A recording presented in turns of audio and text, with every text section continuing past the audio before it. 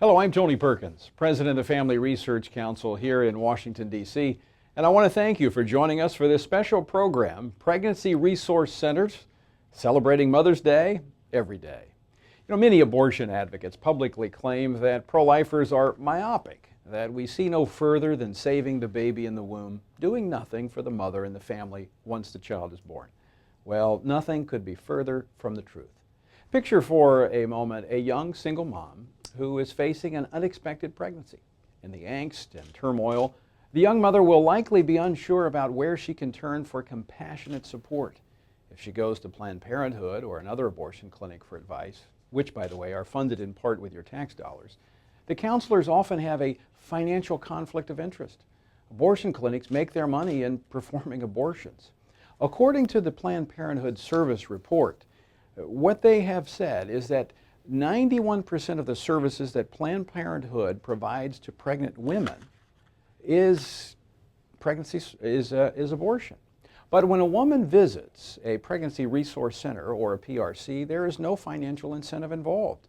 Women receive pregnancy support, free ultrasound, true sex education, parenting and childbirth education, post-abortion counseling, medical services, community outreach programs and referrals, and public health linkages, all for free from the pregnancy resource centers. But most importantly, women find a friend, a compassionate team of people that provide compassionate support during a time of crisis. PRCs will never make a penny off the clients they serve. They exist solely to support and help these women and men in need and their unborn babies. Also, PRCs serve the local and national economy by providing costly services that the government would otherwise have to pay for. In our last report, this totaled over $100 million annually. Well, despite their good work, PRCs have become the target of political attacks over the last few years.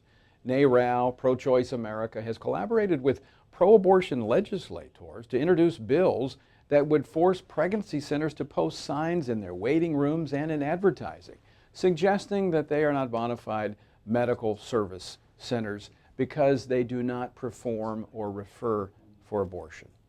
These unconstitutional disclaimer bills have been introduced and defeated in Maryland, New Mexico, North Carolina, Oregon, Virginia, and Washington State.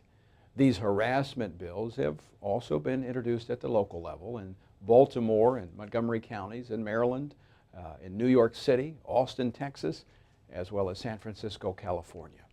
By driving this political attack against PRCs, the abortion industry clearly seeks to thwart the life-saving work of the pregnancy resource centers. Unfortunately, expectant mothers, as well as their unborn babies, are the ones who suffer. Unlike abortion facilities, PRCs provide positive alternatives out of a passion for life, not financial gain. Well, today, if you have a question that you would like us to answer, you can email us at questions@frc.org or by Twitter @FRCDC. Well, our first guest leads an organization that has been at the vanguard of the PRC movement since its inception in 1971. Under Dr. Peggy Hartshorn's leadership, Heartbeat International has grown from 250 members to a network of over 1,100 affiliated pregnancy help centers, medical clinics, maternity homes, adoption agencies, and abortion recovery programs located in 48 different countries. Peggy, welcome to the program. Thank you, Tony. It's great to be here. Well, let's talk about the role that these pregnancy help centers play and the impetus behind them as an alternative to abortion.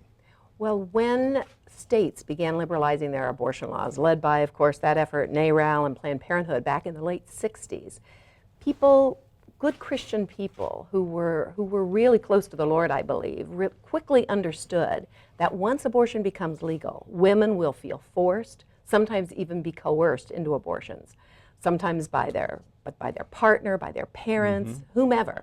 And so there was a safety net needed so that women would have a place to go. There would be help and support, so no woman would ever have to choose abortion. So in the late 60s, it was a movement of the Holy Spirit. Pregnancy centers, hotlines started popping up all over the nation, and they didn't really even know about each other until a meeting was called in about 1970. And in 1971, those early pregnancy centers founded Heartbeat International. They wanted an affiliation organization. So we were founded then and called Alternatives to Abortion International. So the impetus was really to help women and give a safety net for them so they could choose life for their babies. And as well, there was that Christian motive, like the Good Samaritan. You know, we need to reach out and help those out of charity. Yeah, and that's what attracts me to the Care Pregnancy Centers. In fact, I've been on the board of one in my community for almost 20 years. But it's speaking the truth on the value of human life, but also showing the love of Christ through compassionate outreach. Share with our viewers a little bit of or some of the services that these PRCs provide to their clients. Well, we sometimes think of it in three areas, and pregnancy centers sometimes specialize in one more than the other. Crisis intervention, which is really meeting that girl right where she is when she thinks she may be pregnant, or she's considering abortion, or even searching for abortion. Crisis intervention services, free pregnancy tests, ultrasound, hotlines. And then we also have prevention services, which are abstinence education, some of which have moved into really wonderful community-based abstinence programs. Heartbeat developed what we call the Sexual Integrity Program for clients within centers who are pregnant, but we want them to have the kind of support so they won't choose that lifestyle. So there's been a kind of a growth of the services that you provide to meet the needs of young women. And then there's the support and healing for women. Post-abortion services, many of them were developed first in the pregnancy centers, and some have spun off to be independent programs. Now, how would let's just kind of walk through a case study here, or an example of a young woman thinks she's pregnant, not married, student, she's got a crisis on her hands. How would she come in contact with a PRC? Well, we hope that she'll find us over the internet. She may find us if she's still looking in the yellow pages. She may find us from word of mouth. But Heartbeat's option line, which is optionline.org or pregnancycenters.org, is advertised on the internet. That the phone number, the website are advertised all over the country on billboards and in all kinds of advertising, in church bulletins, on college campuses. So we're hoping that she'll find us in a variety of ways. Many of our clients now come to us from word of mouth. Their friends, associates who have been in this difficult situation refer her to a pregnancy center, and that's great. And when she comes to us, we try to use what Heartbeat calls the love approach. We can use this right from the moment that we get her on the telephone throughout her services at the pregnancy center. We call it the love approach. It's based on 1 Corinthians 13, that love is patient, love is kind, that compassionate approach. And the steps of it spell out love as well. We listen and learn who she is, and what kind of help she needs, and what's putting pressure on her. What does she think and feel and want? And then we open the options. We talk to her about all of her choices, including abortion, in a factual and truthful way. And we introduce a new vision and value. Who is she as a child of God? He made her in his own image, and she's a special person with dignity. And then the E step is the extend and empower, the practical help that she needs in order to make a choice for life for her baby. Let me ask you a question that came in by email. This is from Beth. This is, how do we teach the truth about God's design for sex, marriage, relationships, so that these young mothers aren't in a continuous cycle of having babies out of wedlock? Is that a part of the role of the PRCs? Absolutely. That's a very important question. And we realized early on that sometimes in pregnancy centers we have what we called a revolving door. I remember myself, my early clients, I had a client come back and say, oh, I remember you. You helped me with my first baby. And here she was again, you know, in a very similar situation. So Heartbeat realized early on that we need to really present a new vision for these clients. We've got a teachable moment. We do it in the V step of the love approach. We also have developed a whole program called Sexual Integrity.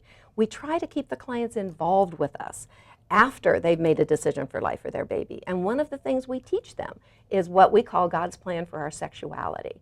That sexual intimacy, marriage between a man and a woman, unconditional love, selfless love, God, and marriage and children all go together. And when you separate those, you've got much of the misery and suffering that we are experiencing in our culture today. So we try to take that teachable moment and work with that client in the hopes that she really will understand and grasp that great vision for herself and her baby and her family. That's the amazing thing about truth. Presented in love, it has the life-changing power. Absolutely. Dr. Hartshorn, thank you so much for what you've done in the area of life. Thank you for joining us today, but thanks for the stand that you're taking and the work that you're doing. Thank you for this wonderful report and for all that FRC does to support us. Thank you. You're welcome, Peggy. Thank you so much.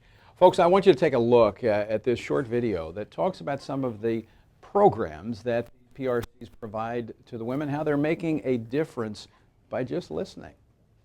And what are you up to these days? Are you in school right now? I'm in school. We want to go through our first 9 months and show her basically where she would probably fall as far as fetal development, and show her the course that her pregnancy will take so that she can really connect with that baby with real fetal pictures, so that she can see, wow, at 8 weeks, this is what's going on. This is how big my baby is. This is what they look like. You know, their heart's been beating for so many weeks, and she can see when she reaches 10 weeks, and she's able to take that book with her if she wants to, so that each week she can read the process that her baby's in and the process that her body's in.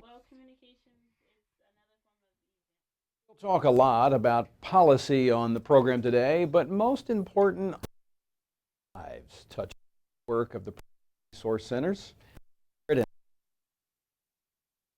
Seniors, when they discovered that Ahna was pregnant, they sought assistance at the Pregnancy Care Center in Springfield, Missouri, and the center helped them turn their difficult time into a much welcomed blessing.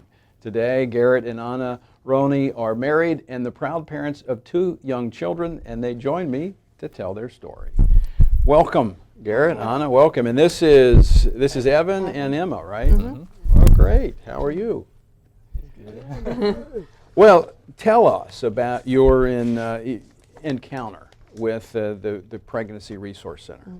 Well, Garrett and I, we met at a holiday get-together. Some friends set us up, and Garrett had lived in Cassville, and I lived in Springfield, so Garrett would drive up every other weekend, and then it turned into every weekend, and then several times a week, and we just kept seeing each other, and we started caring more about each other, and we got to a point in our relationship where we thought that I could possibly be pregnant. And I had been talking with a girl I went to high school with, and she said that I should go to the Pregnancy Care Center because she had been there, and we could get a test and find out if I was or not. And so Garrett and I, we called and we made an appointment, and we just kept thinking, we have no idea what we're going to do if they don't welcome us, and we don't feel loved and cared for there. We're not sure what decision we're going to make. And so we called, and we had made an appointment, and we went in and found out that I was pregnant, and just a million different things going through our minds of how we were going to be 17 and be parents, and how we were going to graduate high school, and how we were going to tell our parents and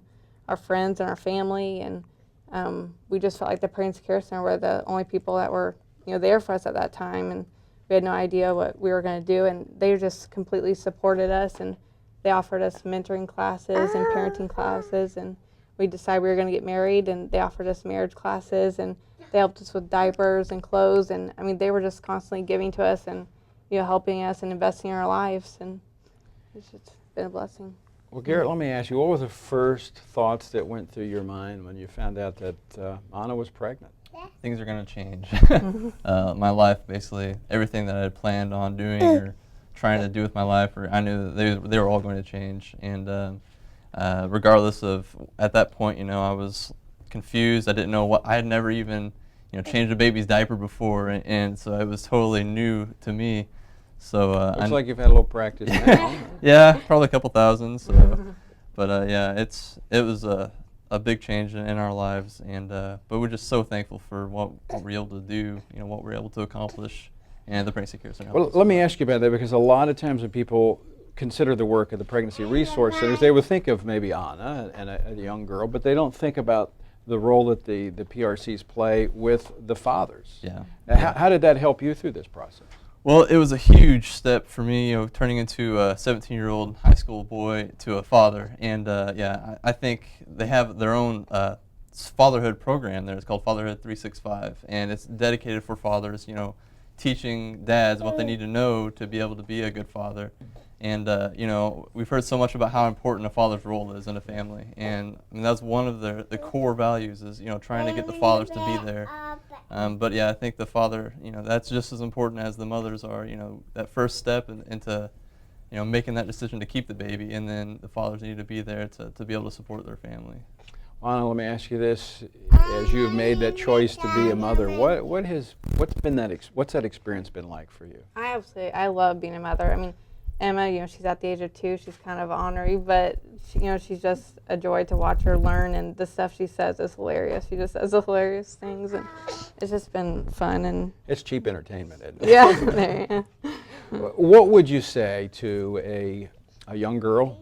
I mean, like yourself, 17 years old, made a bad decision and has found out that she's pregnant, and now she's confronted with another decision as to what to do. What would you recommend to her?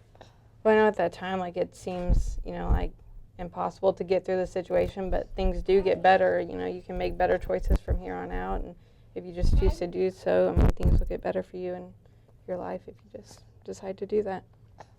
And your experiences with the PRC, with the Pregnancy Resource Centers, is that something that you would recommend that other people search out to help them walk through this process?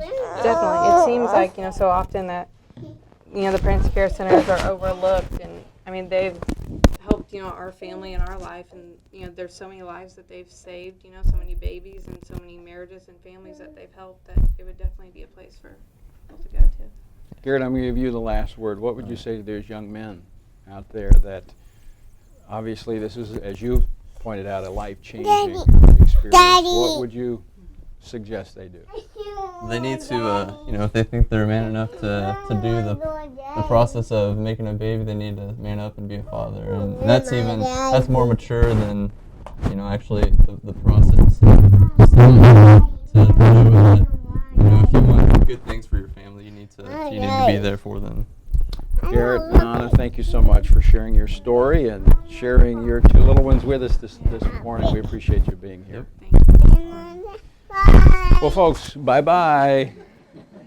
Technology has also played a critical role in advancing life in the pregnancy centers. And I want you to take a look at this video on the screen. What we are looking at now is real video footage of a very early pregnancy. Now watch closely and you will see the heart beating as early as 4.5 weeks. Now this is remarkable footage that was compiled by the Endowment for Human Development, a health science public education nonprofit organization. Amazing. Well, joining me now by phone is Tom Glessner. He is the founder and president of the National Institute of Family and Life Advocates, or NIFLA, a public interest law firm committed to legal counsel and training for the Pregnancy Resource Centers. They represent more than 1,200 pregnancy resource centers around the country, and he's here joining me by phone to discuss the medical pregnancy centers and the legal challenges that the centers are now facing. Tom, welcome to this special program. Hey, Tony, I'm honored to be with you. Well, let's talk first about the role that the National Institute of Family and Life Advocates play. Tell our viewers a little bit about the organization. Sure. We were founded in 1993 to be a legal organization to assess and help pregnancy centers through some legal issues that they would be facing. At that time, there was a huge effort by Planned Parenthood and the abortion industry to virtually close them down through lawsuits and through attempts at legislation. And we came into being to provide some legal help and guidance so that they could avoid those pitfalls. During the process, in the mid-'90s, we began to develop a model for centers to operate as medical clinics, which would enable them to give a medical diagnosis of pregnancy and then also ultrasound confirmation of pregnancy. And we've seen incredible results from that. Of our 1,250 members right now, about 800, approximately 800, are medical using ultrasound confirmation of pregnancy for their patients. Now, Tom, just before you joined us, we watched on screen incredible footage of a very young baby in the womb. What would a woman see through the ultrasound when she would typically make a visit to a pregnancy resource center? Well, of course, that depends on how far along she is in her pregnancy, but even in the very earliest stages of pregnancy, around 6 weeks, which, by the way, we date pregnancy in the medical field from LMP, which is the first day of last menstrual period. So if you date a pregnancy 6 weeks LMP, that baby is actually 4 weeks from conception.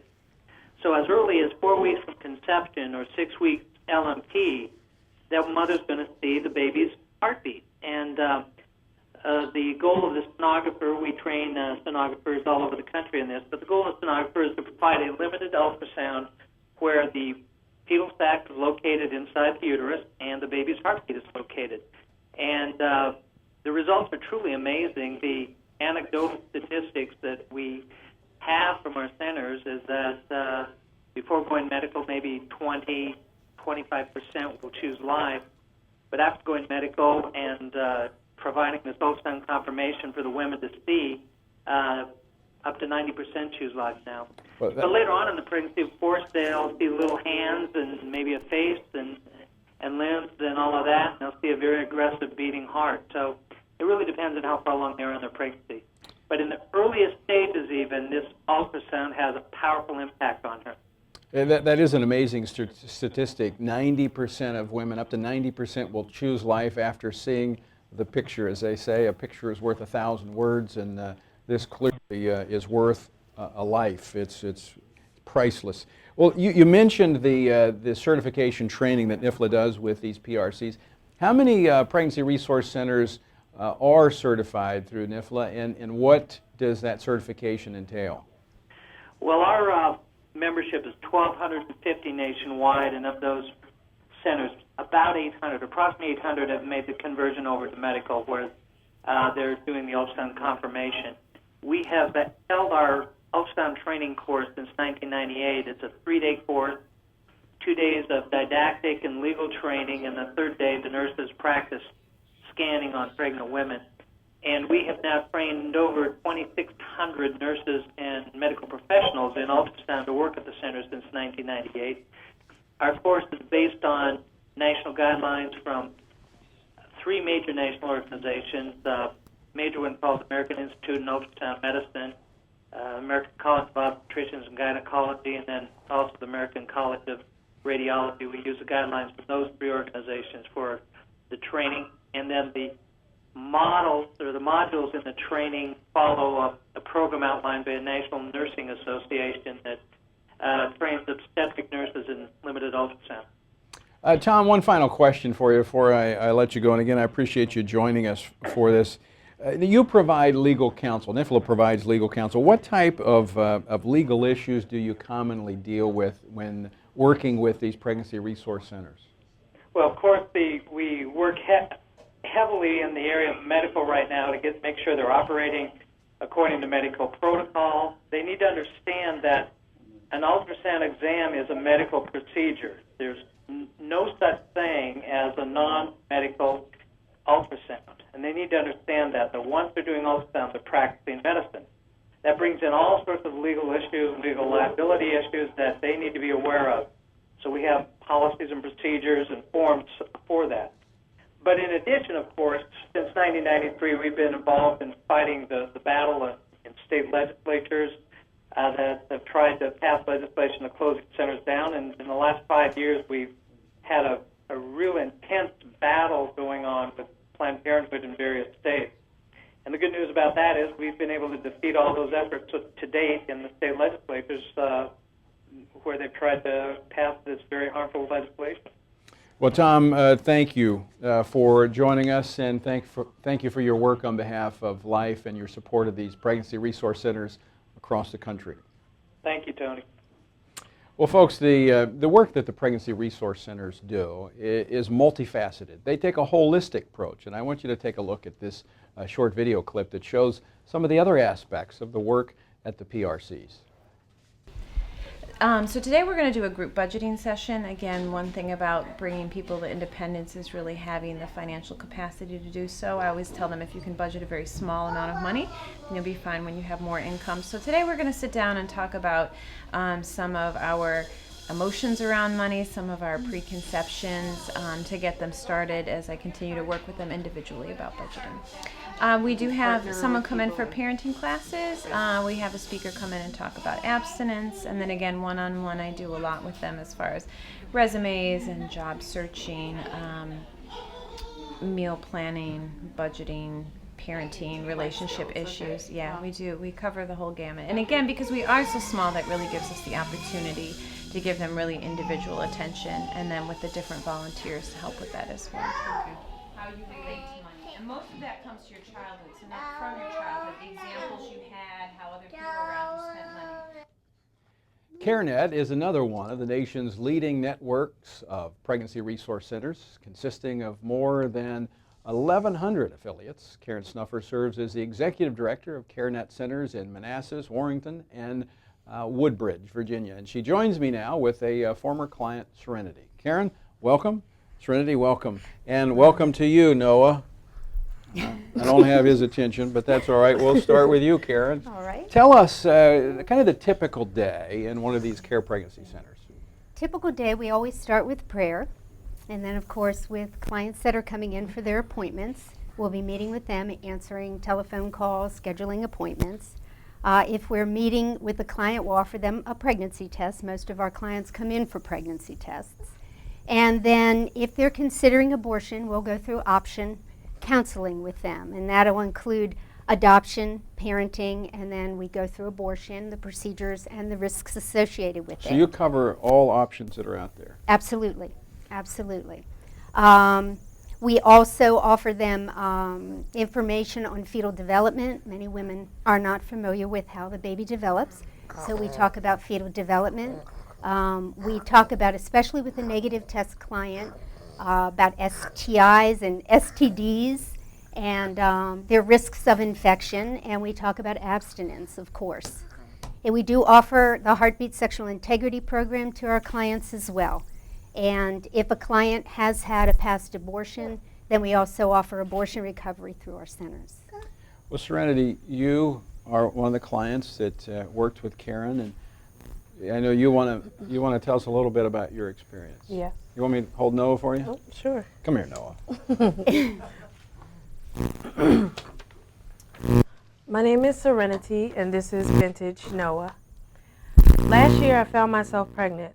I thought the guy I was with would be happy, but instead his immediate response was abortion. Abortion was something I never believed in, so I refused. I packed up and moved to Warrington, Virginia. Now I was looking for a place that would give me some kind of emotional support, as well as show me how to raise a baby. I Googled my area, and CareNet seemed perfect. I found out that it was. They welcomed me with open arms, and since then, I've come every week. I did all the programs like Ready on Arrival, which taught me how to stay healthy, take care of my body, and how to prepare for my baby and symptoms I may have during pregnancy so I wouldn't freak out. How to keep my baby healthy also. I did a series of programs called Steps to Sexual Health, and I also received maternity clothes as well as so many items for my baby, from a crib to toys to Pampers and formula. As far as that emotional support I was looking for, I've come to so many counseling and prayer sessions because I was on the brink of suicide from not feeling prepared or worthy enough to raise a baby by myself. CareNet helped me cope with being a single mother and told me what it really is to be a mother. They helped me believe that I am forgiven and that God trusted me enough to give me a life to raise. Now I'm raising my son, working, and pursuing higher education. I continue to visit CareNet weekly for support and education. CareNet helped me increase my prayer life and brought my relationship that much closer to God. Thank you, Serenity, for sharing that with us. Karen, tell us, as Serenity's kind of laid out her experience and how this has impacted her life, how typical is that? Serenity is a typical client that comes to us, client that's very vulnerable to abortion without the support that she needs, without the tools that she needs to be a mother, to feel prepared for motherhood. And I believe that's why God's established us, to be able to come alongside of these men and women that come to our centers. They're facing huge challenges, and they need that support, and they need the factual information that they're given through pregnancy resource centers. Now, in your centers, you're expanding to include ultrasound services at all your centers. Why are you undertaking this expansion? As we just heard from Tom Glessner, that requires a kind of a whole new step in the medical, more compliance, more personnel, more costs. But so why are you taking that step? Because it's an essential tool. It's an essential tool for many of our clients who don't have health insurance, they don't have access to medical care, so we can confirm their pregnancy for them. And of course, for the abortion-minded or abortion-vulnerable woman who's not yet made her decision, it's crucial information for her to have. How does the woman respond to that when she sees that ultrasound image? Many times it's surprise. They aren't aware that this is a life. They think it's a blob of tissue, a product of conception. And it really has a huge impact on them when they see that heartbeat. It just, for the men especially, it's the aha moment. That's what I call it, because they really realize that this is life and it's a part of them. Wow. Karen, thank you so much for joining us today. Serenity, thank you for sharing your story. Thank you. And for sharing Noah with me for a few minutes. Noah, good to see you. Come back and see me. Thank you for having me. Well, folks, if you would like to be a part of making a difference in this whole issue of the pregnancy resource centers, guess what? We have just the thing for you. We've got some very specific action steps. If you'll turn your attention to these items that are on the screen, you can actually help acquire these ultrasound machines and help them take the picture of life to each of these young mothers at the Northwest Center. And if you'd like to donate to them, you can do so by going to their website, www.northwestcenter.net/help. And guess what? This being Mother's Day, you can make a contribution in honor of your mother, and your mother will receive a note from the center saying that you made a donation in her name. Also, you can order a copy of A Passion to Serve by going to apassiontoserve.org. You can download the PDF there on the website, apassiontoserve.org, or you can order hard copies of A Passion to Serve. And what I encourage you to do is share A Passion to Serve with community leaders, with your state representatives, state senators, or even with the city council members, and let them know the impact that the Care Pregnancy Centers have in your community. So go to that website, apassiontoserve.org. Well, our next guest also happens to be a very good friend of mine, and he is working hard to establish a pregnancy resource center right here in Washington, D.C. He is a senior pastor of Hope Christian Church in Beltsville, Maryland, Bishop Harry Jackson. Bishop, welcome. Thank you, Tony, for having me. Well, always good to see you and be on the same set with you. Let me ask you this question. You've been working at this for some time, close to establishing a pregnancy resource center here in the D.C. area. Explain to our listeners, as you have come to see this, why this is an issue, especially in the minority community and the African American community. Well, I believe because of political affiliations and some non-biblical brainwashing, frankly, we've had a culture of death. In Washington, D.C., there is a pastors' association that actually is pro-abortion. And they were formed some years ago, and the folks who are involved in it, they feel like they're providing rights for their mother. And the fundamental idea that that baby is a gift from God and that nobody has the right to decide to snuff out its life is something that seems to have really passed those pastors by. So we've really got to put centers out there as well as teach. So I feel our pregnancy level here, about 1 out of every 2 pregnancies in D.C. is terminated by an abortion. So there's a critical need. And I'll add just one more thing for some minority churches. We find that the idea of establishing something like a pregnancy resource center out of tithes and offerings is really a challenging thing.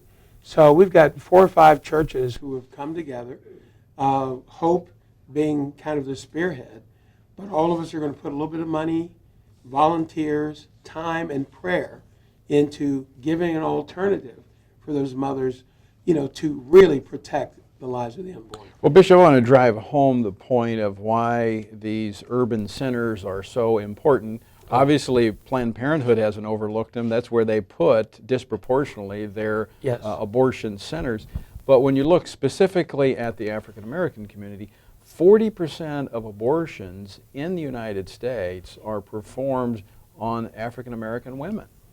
That's true. About 1,000 plus abortions a day, every single day, are on black kids. And there are very few pregnancy centers that are accessible and kind of operated by multiracial groups that those young women might feel comfortable with. So it is a pandemic. It is horrible what's happening in terms of the sheer numbers of folks who die. Especially when you consider, going back 40%, and the African American community is about 13% of the general population. Yeah, it's about 3 times our population. You're absolutely right. So what would bring a group of people to disproportionately, in a sense, murder their own kids or participate in a genocidal event? And I believe that it has to do with the fundamental breakdown of the family, first of all, and then the idea that these kids' lives are an inconvenience and they're not really worth that much. Margaret Sanger, the person who really started this kind of thinking in the United States, that you had to deal with blacks, they're inferior, they needed to be, quote unquote, I hate to use this word, but exterminated. The same kind of mentality that was behind Hitler's movement, the eugenics movement, really was tied in with the same thinkers that went along with Adolf Hitler. Those folks felt like inferior races needed to be exterminated. So now there's been this brainwashing that in the name of a woman's right or reproductive freedom, that blacks should choose death. So it's a huge problem, and I believe unless we solve it really immediately, we're going to find further decline in the African American family. But it's not just a black problem. I believe that the black community's problem with this is, in a sense, prophetic or emblematic of where the whole culture is going. Mm-hmm. And before long, we're going to be in a place where we have negative growth, and we're going to wind up just like Europe in many, many ways. One of the issues we heard, I think it was from Karen Snuffer a few moments ago, talked about the inaccurate information that many of these young mothers are under, that this is a blob of tissue, that this isn't life. And that's one of the key aspects of the pregnancy resource centers, is they give accurate, comprehensive information. As she laid out, they go over the option of abortion as well as adoption as well as keeping life, but they also make clear to this mother that this is in fact a human life. So is a part of that battle just simply taking the truth into these communities? I think so. In a very real way, I heard Dr. Tony Evans say this, which I think is critical, that whenever you save a child in an urban pregnancy resource center, you essentially save 2 lives. One is the life of the mother who is so devalued in her own thinking that she feels like there's no value to her offspring. She doesn't even have a sense of destiny for herself, not to mention that she can imagine this child being anything but an inconvenience. And so what Tony Evans has done, and which will be our model, is that there are also classes and opportunities that will be made available So this young woman could say, there's life after this pregnancy for you, life in Christ. And this child, who knows, they may be the cure of the next cancer, or some major breakthrough can come through the life of your child. And I remember, just to tell a real quick story, my grandmother brought in 17 foster kids into her house. And she was a widow with 4 little kids. And she decided that not only they have a little bit of income that comes with that, but really she invested. All those kids wound up going to school and everything else. But one of her own 15 grandkids became the Chief Justice of the Supreme Court of the state of Virginia through a lady who's a licensed practical nurse, but she was a deaconess in the church, and she believed in the value of human life. And despite the fact that she lost her own husband in a fire and the one boy in the family, she decided these kids are a gift from God, and these other kids a gift from God. And look at the fruit that she developed. So I'm praying that this spirit of grace will come upon so many others that will save these kids that need to be saved, and will perhaps adopt and have foster kids, and will turn this culture of death around. What a great story. And of course, I'd have to say that you're continuing the legacy of your grandmother by your work. By the grace of God. What an amazing woman she was. And when I was about 5 years old, she said a few things to me that kind of challenged me. But later on in life, she said, I knew you were going to be a preacher from your 5-year-old period of time. And she sent me to college with a Bible. And I didn't read it during the 4 years, but I got it right afterwards. And so you're right. What a blessing my family's been to us. Bishop Jackson, as always, good to be with you. Thank you, Tony. Good to be with you. You know, my grandmother challenged me, but with fly swatter when I was about 5 years old. Well, the pregnancy resource centers do a lot more than just counseling. As Jesus did, and I think it's appropriate just having Bishop Jackson on, that he met the physical needs, and that's exactly what these care pregnancy centers are doing all across America. Take a look at this. So a lot of women, when they come to our center, they don't have anything for the baby, and sometimes they'll come, a week before the baby's due, or a few weeks before, and I'll ask them, hey, Jeanne, what kind of things do you have? What kind of things have you collected? Have you had a baby shower, or has anyone started collecting supplies for you? And sometimes they'll say that they have absolutely nothing, no diapers, no clothes, absolutely nothing for the baby. So we try to make sure that they have the basic supplies, diapers and wipes, of course, because they're going to need those right away. So they're constantly feeling like they're able to provide for their children, which is very, very important for them to be able to make that maternal bond with their child. Well, advocates of abortion have been seeking to undermine the work of the PRCs on the city and state level for some time now. And they are now, looks like they're trying to do it even on the federal level. Elected to represent Ohio's 2nd Congressional District in 2005, Congresswoman Jeanne Schmidt has been a leading champion for women's health and the unborn in Congress. She has been on the floor many times, arguing in defense of the defenseless. Congresswoman Schmidt, thank you so much for being with us. Well, thank you for hosting this, especially when Mother's Day is rapidly approaching. That's right, and before I forget, let me wish my mother a happy Mother's Day. Well, the old saying that no good deed goes unpunished, and we have seen the proliferation, really, of these pregnancy resource centers all across America, not funded with government money. They're all over my district. They are. Why then do we see this effort to try to shut them down or to hinder the work that they're doing? Well, I think it's because they're powerful in what they're doing. First off, when a woman figures out that she's pregnant and she's unwed and she maybe is uneducated and doesn't have a job, there's a lot of fear and anxiety that consumes her. And she needs a place where she can sort it all out. And what these centers do is give her that place to sort it all out and to give her the ability to understand that she can be a mom, she can get an education, she can be a provider, and she can take God's gift and allow God's gift to grow among us. That's what these centers do on a spiritual level and on an emotional level. But also on a material level, they give her the resources to do that. Not just the diapers and the formula and the baby bed, but they have to work, these mothers, to earn that. And how do they earn it? By going to the classes that give them what they probably never had to begin with, which was a belief in themselves, a self-esteem. So they build that self-esteem up for that mother, and then that mother can be a good, loving mother and put self-esteem in their child. They're powerful. They're not funded by taxpayer dollars.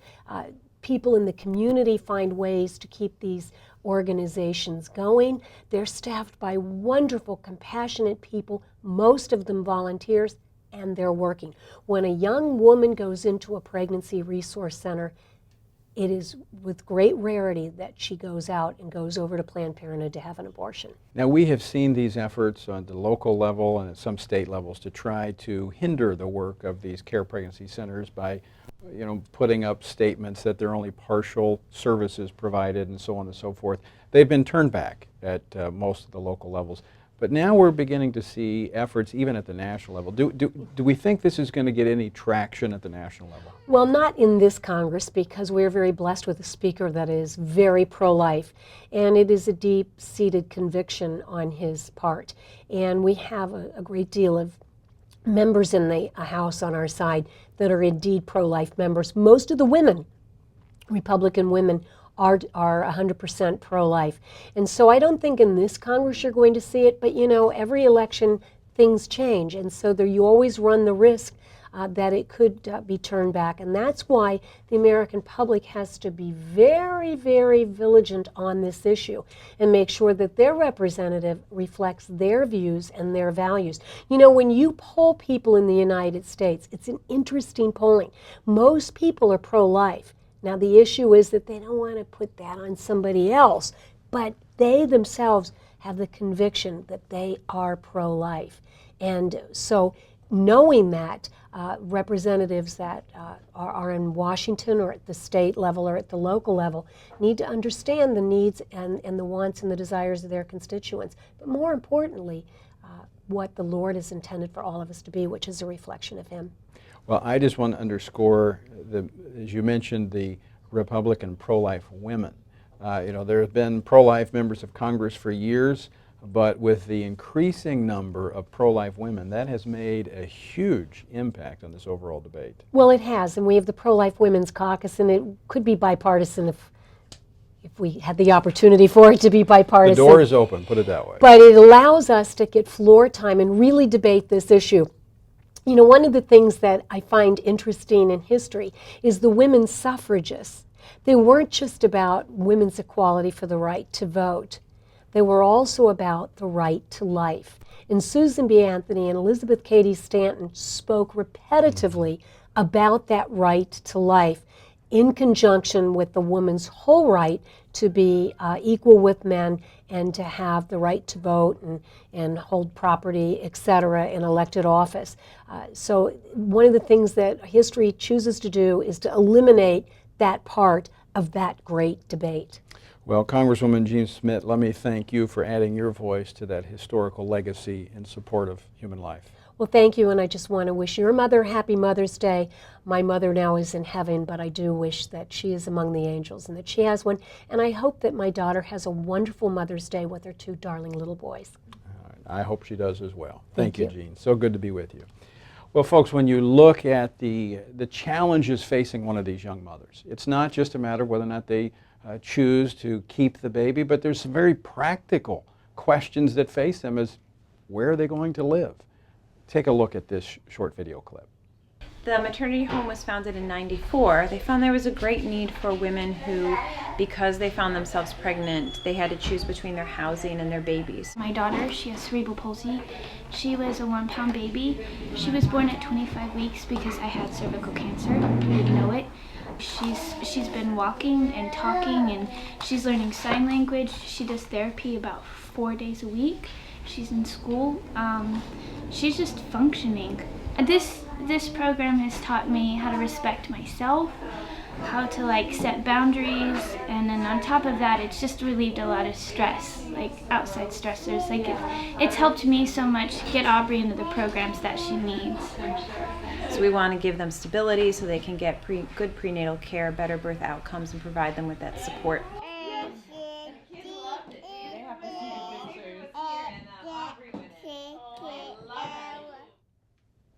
Working on those alphabet.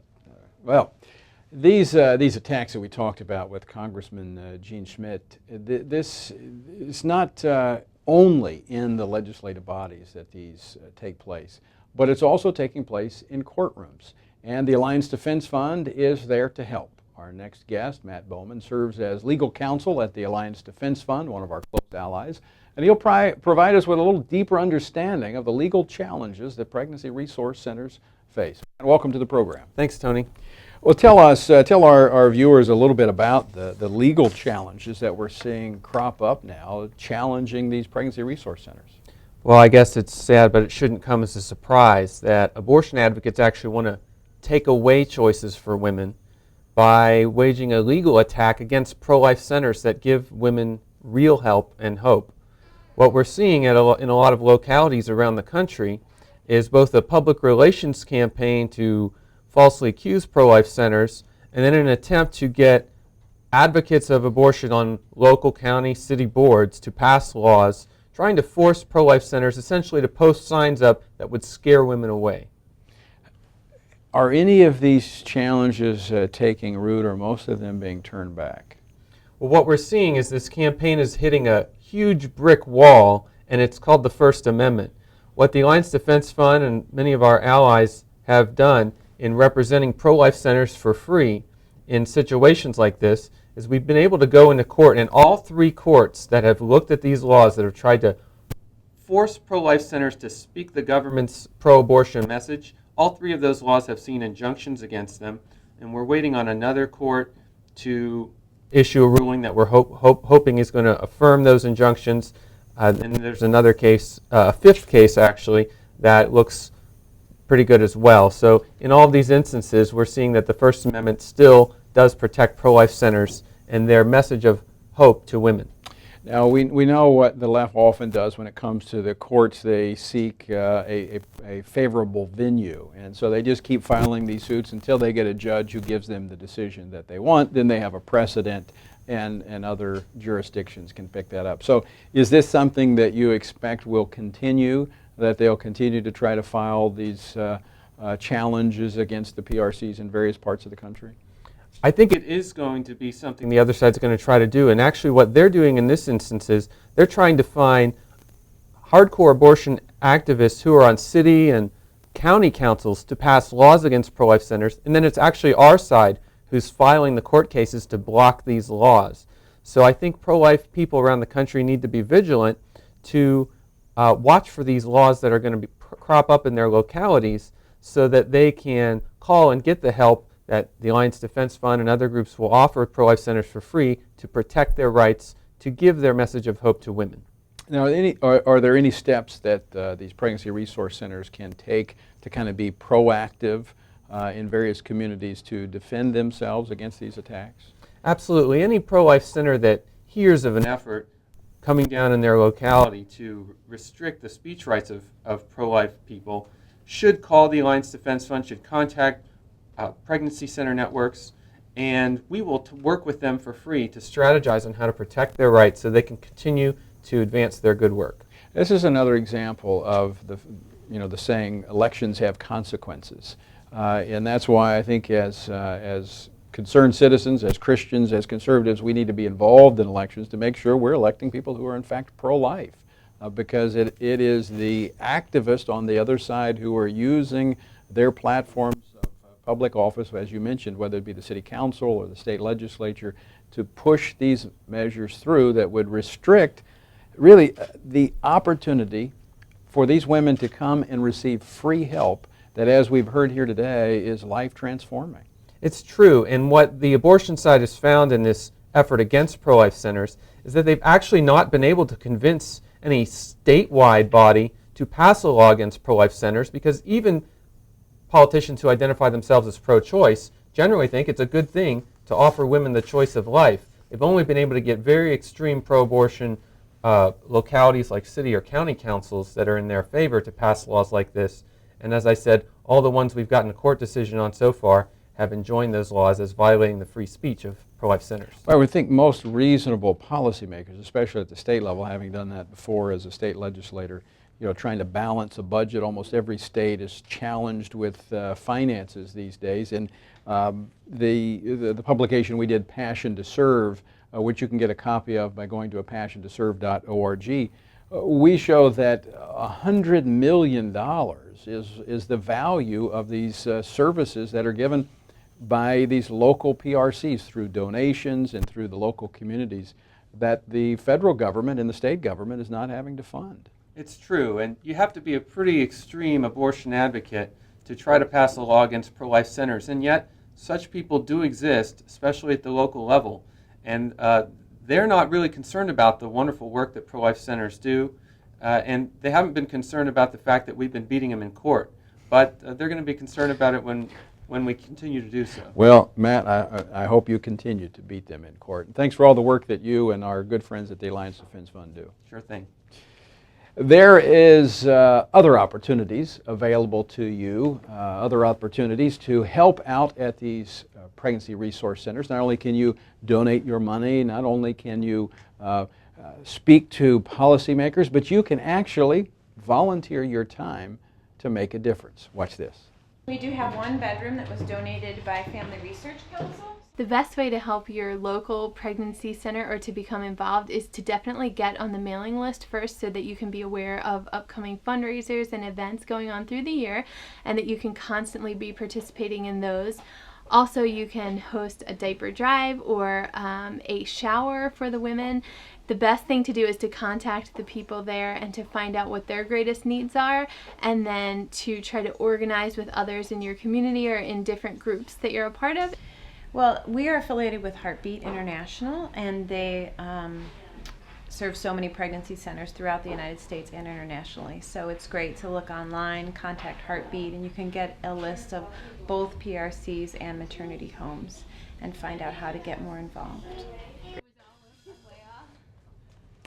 And I would encourage you to do just that. Find out how you can get involved if you have a pregnancy resource center in your community. Be involved, volunteer, make a difference in the life of one of these young mothers and their child.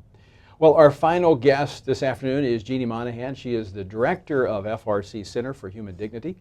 Jeanne has a vast experience working both in and out of government in the advancement of human life. She has a deep understanding of the policies and a passion for the issue that lends to her effectiveness and credibility. And we're grateful to have her here on the FRC team. Jeanne, welcome to the program. Thanks, Tony. Happy to be here. Well, very good for this Mother's Day coming up. Let's talk a little bit about a number of these issues that we've covered. First, let's start with this publication, this report of the Pregnancy Resource Centers. Right. Okay. So, A Passion to Serve 2, a second edition, was produced in January, right around the March for Life, and this compiles all sorts of interesting data as well as anecdotes from about 2,000 pregnancy centers around the country. It brings together the three major umbrella groups. You've talked to leaders of all of those groups today: Heartbeat, NIFLA, and CareNet. And not only does it tell the wonderful stories as we've heard today, but it packs a punch with the data that supports these different stories that we're telling, all of the good news. Now, over 2,000 of these clinics dotted across the landscape here in the United States. Right, close to 2,000 of the three groups that we've named, but there are a number of pregnancy centers not affiliated with those groups, so well over 2,000. And interesting to compare that to the under 700 abortion clinics around the country. And how many women and men do they help every year on average? Millions every year. I think 1.5 million last year. And interesting, 9 out of 10 people serving in a pregnancy center is a volunteer. So this is a very charitable group, and they're doing this out of the goodness of their heart. Again, they don't have any financial motivations or anything like that. Now, a lot of partnerships take place between the local pregnancy resource centers and local churches, and that's a good number of the volunteers come from those churches. Is that right? Yeah, absolutely. Churches, other civic groups. When I was in college, we used to help a pregnancy center. So any community group can help a pregnancy center. I've got a couple of questions that have come in, and since you're the resident expert, I'm going to give the hard questions to you. I only take the easy ones. I save the real easy ones for Tom McCluskey, but he's not here today. So why do you think that being a feminist typically means also being pro-abortion? You know what? That has to do with a profound misunderstanding of what it means to be a woman. The dignity of woman is so misunderstood by hardcore feminists in our culture. A woman and a man are intrinsically different, but equal in dignity. And a woman's capacity to be a mother, it's very inherent to who she is as a person. So this idea that abortion would be good for women or something for women's health, it's antithetical to what it means to be a woman. I mean, the capacity to be a mother is something that's carried around by a woman in almost everything she does. It's not that she's defined by that capacity, but it's very much inherent to who she is as a person. Created that way. Right, absolutely. And complementary to a man, not, you know, in competition or less or anything like that. I mean, it's complementary to a man. Well, I wouldn't be here without my mother, I can assure you. This is true. Now, this question, thank you, Sarah, for that question. The second part to the question that Sarah had was, where did the pursuit of women's rights go so wrong on this issue of life? And I think it's probably hard to nail a single moment in time, but we've seen, especially over the last 30, 40 years, this again, advancement of a woman's capacity to have an abortion as a positive thing. So I think that we've really seen, well, we could go back to the 1930s with something called the Lambeth Conference, but there's been a lot that's happened really since the 1930s that essentially has led down this road to where we are today. Well, as we wrap this up, let's give our viewers some things that they can do to really promote the work and be involved in the work of the Pregnancy Resource Centers. Great. Well, I know that we've mentioned a few things. Very obvious, but volunteer at your local pregnancy center. I have a very good friend who spends an hour or two a week and counsels young women. We also have, I have a colleague, actually her office is right across from mine, who also counsels and is at the Northwest Center, which we've seen today. She's able to speak Spanish, so she can do some translating as well. How can people find out about whether or not they have a pregnancy resource center in their community? If they get on the internet and simply Google CareNet or Heartbeat, which we've heard from leaders from both organizations today, they'll be able to find out where their local PRC is. I know in the Washington, D.C. area we have 2 or 3 just in our local vicinity. Another idea is any kind of local civic groups, schools, churches can host a shower. They can host a baby shower and they can collect all sorts of different items, formula, diapers, clothes, things like that, things that we've seen throughout the day or throughout the webcast that these centers need. That's kind of a fun way to have a little party and let the proceeds go to the center. Women only? Men can come to the shower as well. I couldn't come to the other. FRC should host a shower. We haven't done one. And we also have, one of the other slides is when necessary.